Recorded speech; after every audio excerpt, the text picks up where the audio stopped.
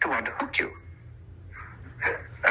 In other words, to keep you coming to church, so that you will pay your dues and the church will prosper. So the more people they can get hooked on religion, the merrier.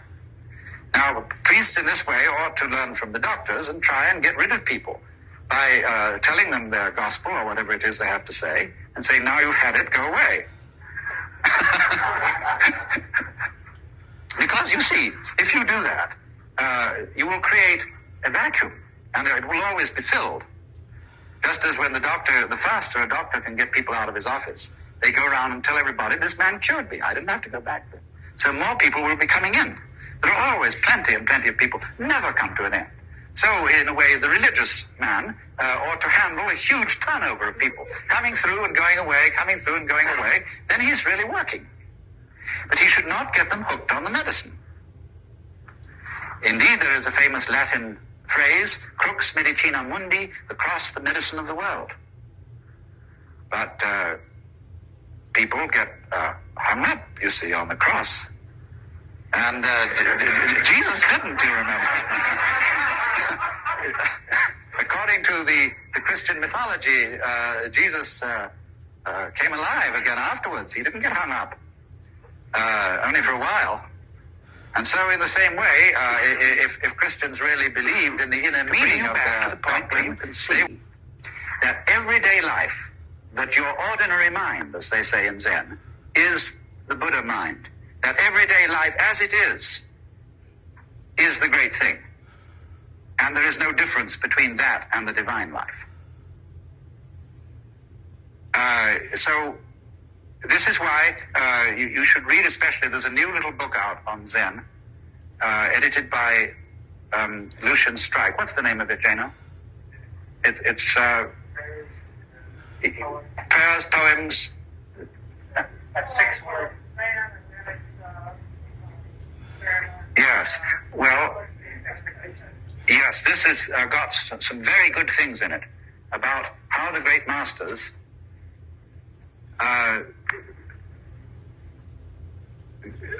insist that for everything you seem to have attained, every great insight, every great ecstasy, you must drop it, let go of it, and immediately go ahead. Because in the end, thank you. If you think that, here it is, Zen, poems, prayers, sermons, anecdotes, interviews, by Lucian Strike and Takashi Ikimoto. Very good. But they insist on what Huxley once said, to insist upon using the more difficult ways to attain the mystical state is rather like having to burn down your farmhouse every time you want roast pork.